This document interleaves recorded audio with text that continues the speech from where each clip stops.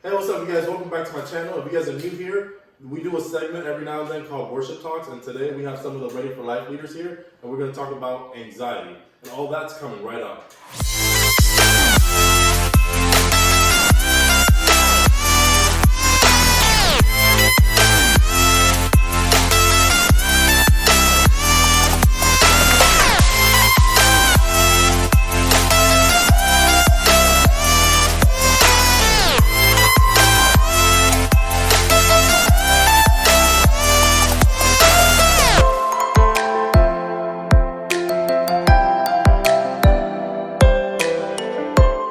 My name is Josh. Some people call me Pastor Josh. Some people call me Josue. Whatever you want to call me, that's cool. With me, I got Gina.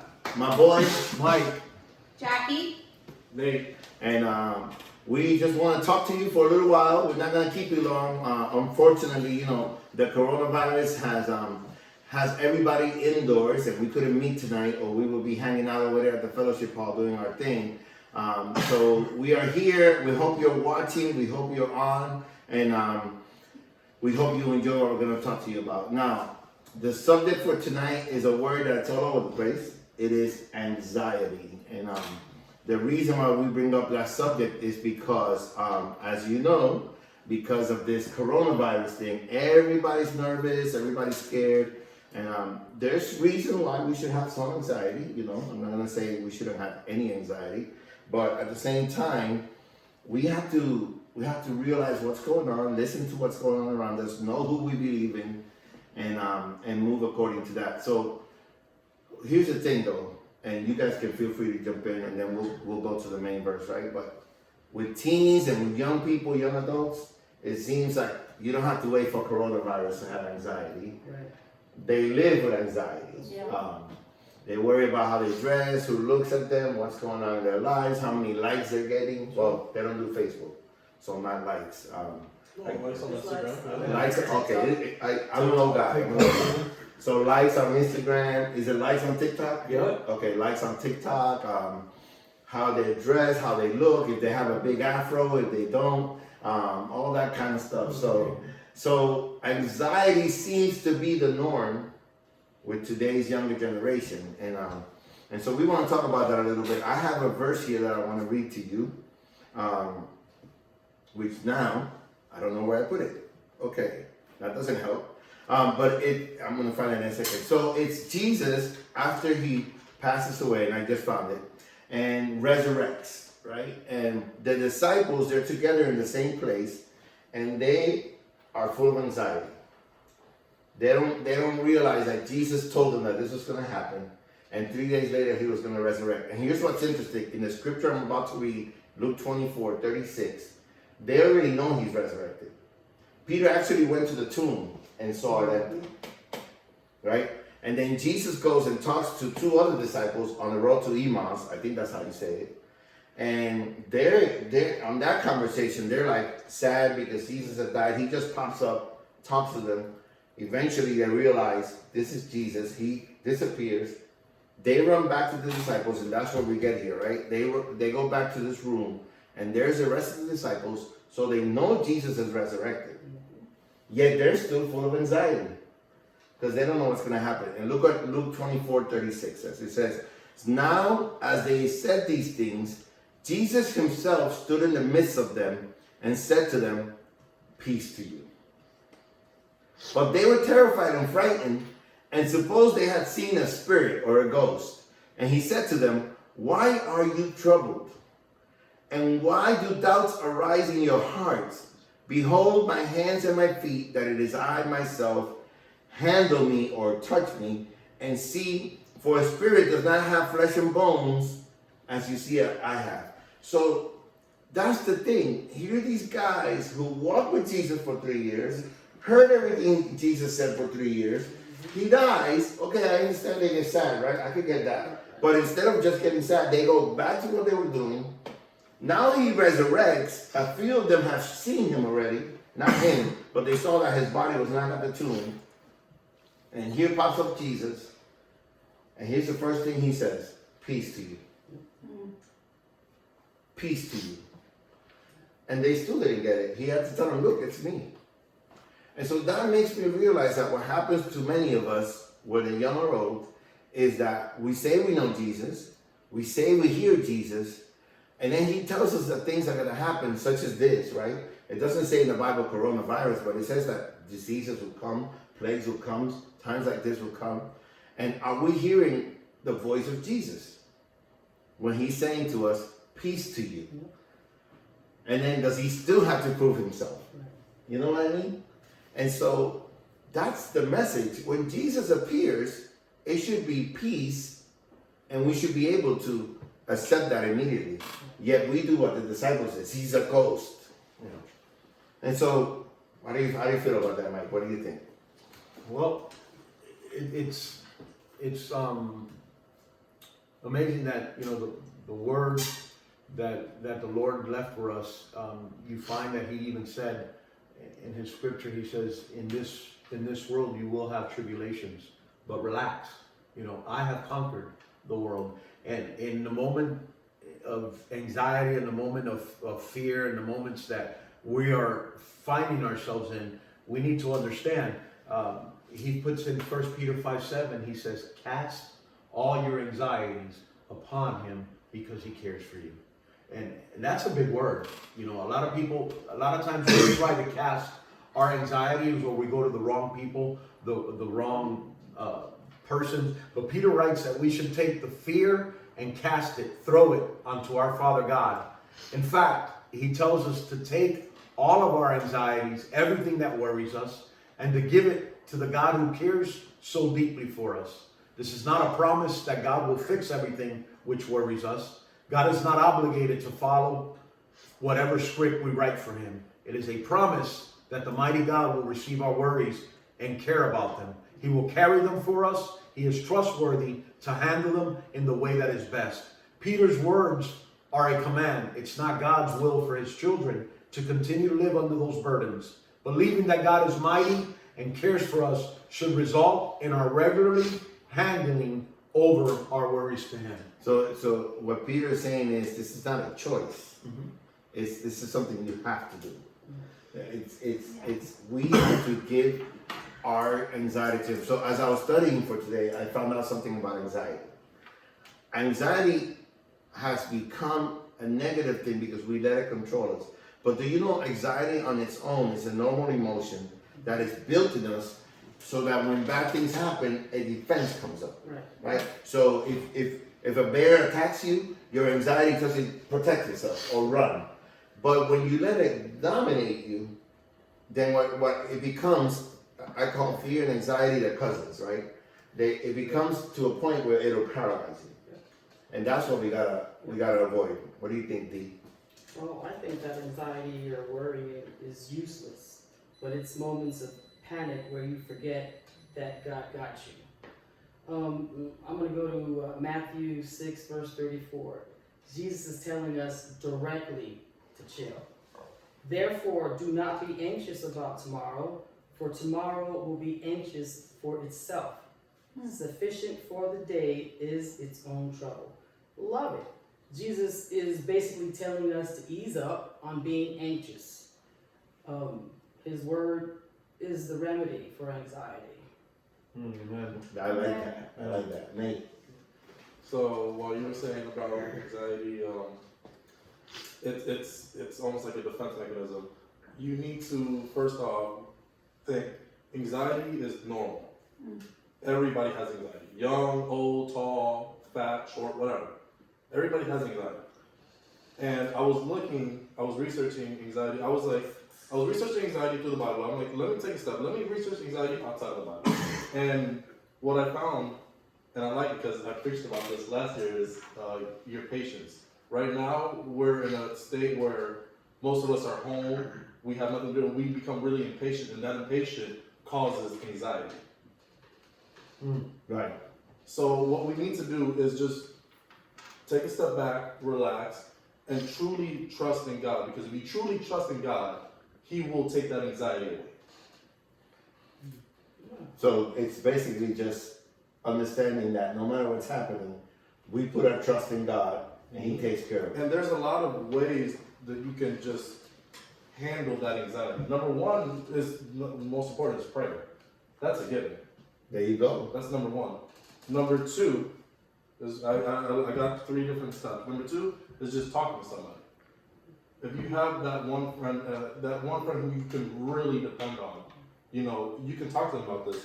In Proverbs 12:25, that you have it here, because I don't remember it. And now it's gone. Proverbs 12:25. I'll find it for you, man.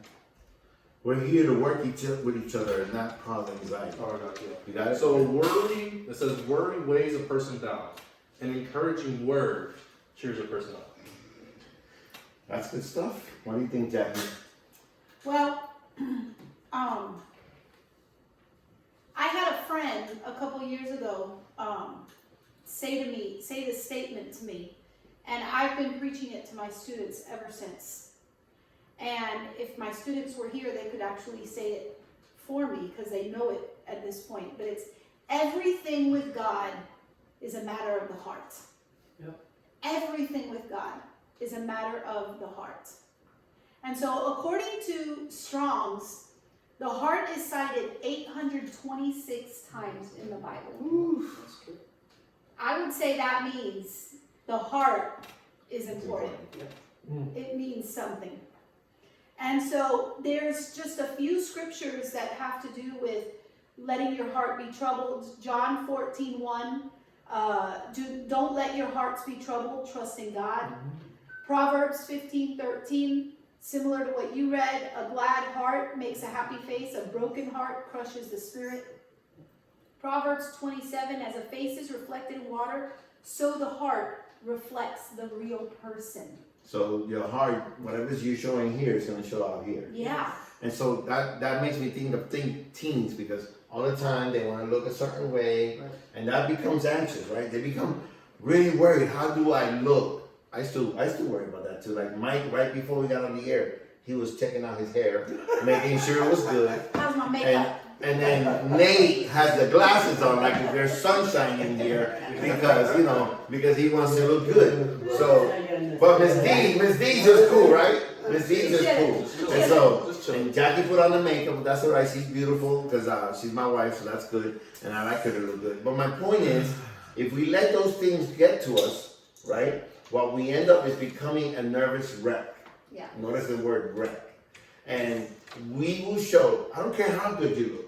If you're going around wanting to look so good that you become anxious about it, you might put on the best outfit, but inside you're thinking the whole time, how do I look, how do I look, how do I look, how do I look? And so you may be in the crowd and look horrible because your face is going to reflect what's going on in here, even though you look great. Well, that or they're gonna look amazing, but still because of the anxiety, feel they don't look good enough. Right. And then the only thing that frees us from that, the assurance that we don't have to worry about these things, is Christ.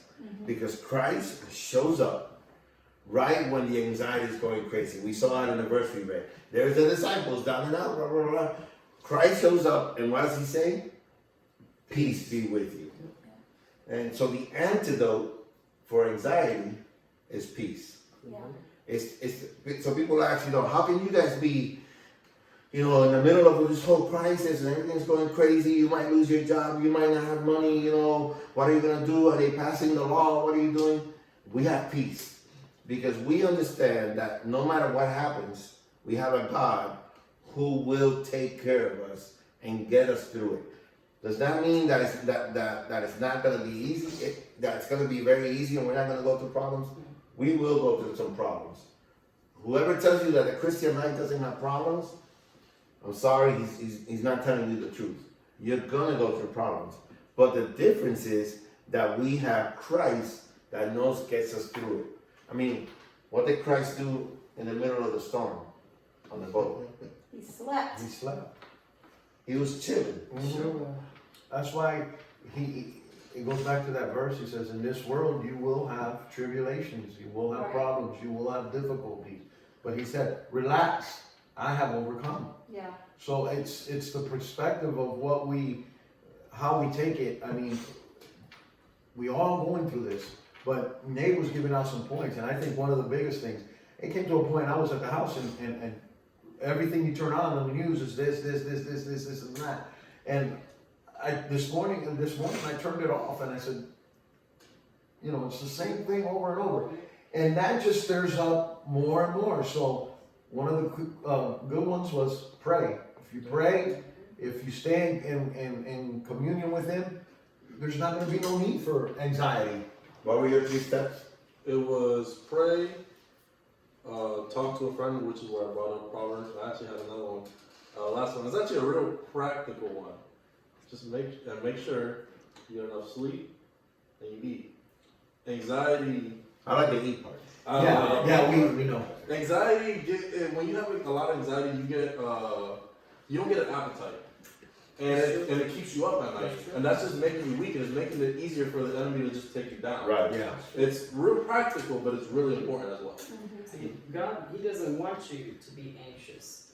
He wants you to give it all to Him, you know, and I'm sure some say, oh, that's easier said than done.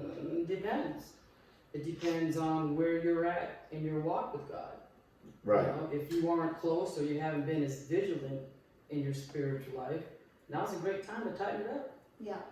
Good. Yeah. Miss D's bringing it strong because I think he's taking me to where I want to go. Go ahead. I think the question is, how badly do you want it? How badly do you want peace? How badly do you want to get rid of all of that stuff that's weighing you down?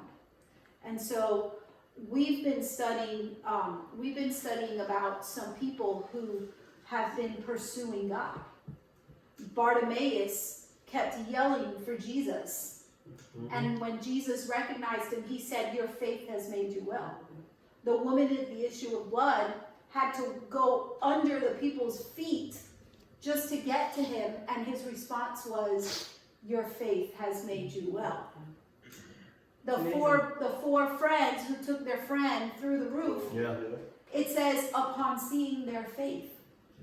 And so the question is, how bad do we want it? What is driving us? Is it our heart and all the things we've got going on? Because Jeremiah says the human heart is the most deceitful of everything. Or is it our faith in God? What's going to drive us? I was reading in Psalms yesterday, Psalms 94. And if you start in verse 16 to 19, it says this: who will rise up for me? This is David talking, right? To God. Who will rise up for me against the evildoers? Who will stand up for me against the workers of iniquity? Unless the Lord had been my help, my soul would have settled in silence, basically giving up. If I say my foot slips, so listen to this. If I say my foot slips, your mercy, O Lord, will hold me up. In other words, you committed a sin, you fell into some type of sin. Don't let that stress you out so much that you forget where God is. Just turn to God, right? If my foot slips, your mercy, O Lord, will hold me up. And then look at verse 19. In the multitude of my anxieties within me, your comfort delights my soul. Yes. So it's in the middle of that anxiety, and we're about to finish it. We didn't want to keep you too long tonight. And Mike said something that made me remember. I went back all the way, and most of you young people watching won't remember this, but you will remember last year when Maria was going to Puerto Rico, when we went through Hurricane Andrew in Miami, or even when we have strong storms coming by here. Just a few months ago, we had, I don't even remember what it was right now, but everybody was in WRAL because we thought the hurricane was coming, right? And then we had hurricane coverage on all the TV stations. And it's cool at the beginning because you want to know what's going on. And then the hurricane passes by, and the next day, they're still talking about the hurricane. Right. And then the third day later, you're ready to start watching some of your TV, if you have TV. But no, they're still in 24-hour hurricane coverage. And it takes about 5 days before they do maybe 2 hours of regular TV, and then 22 hours of hurricane coverage. And so your anxiety is just pumping like crazy. Yeah. And so that's what's happening right now. I mean, there's good information going out. I'm not trying to say don't listen to the information. It's important. Listen and get credible information, not just crazy information from Facebook or from Instagram or from wherever. Make sure that it's worthy, that it's credible. But don't let it bog you down. That's right.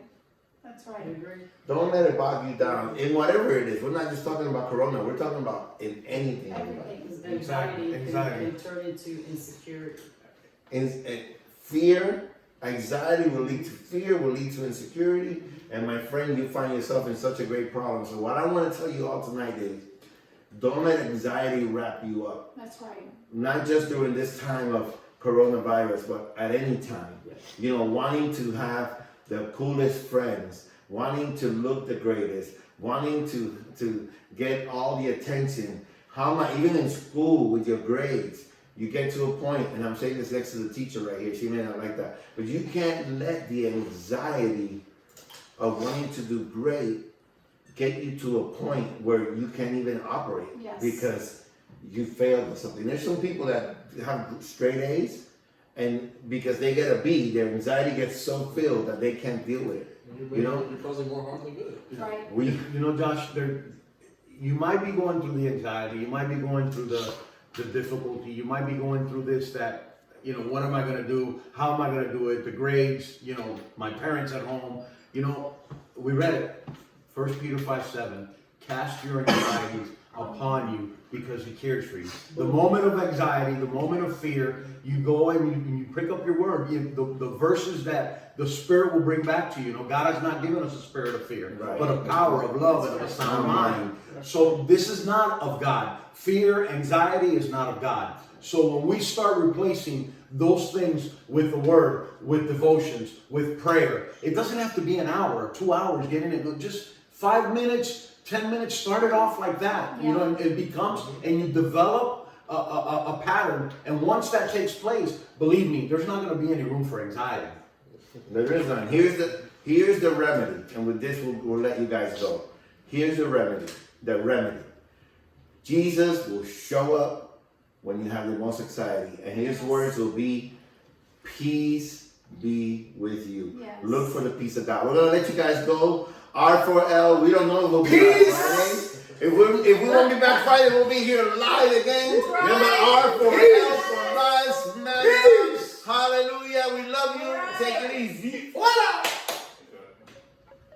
Alright guys, thank you guys so much for watching. If you guys are not already a subscriber, make sure you guys are subscribed. Click the bell for notification. Comment down below. Share it. If you guys don't follow me on any Okay, social bell. media, I'm going to have that all linked down below. I'll see you guys next Down time. below. Right. Make it happen.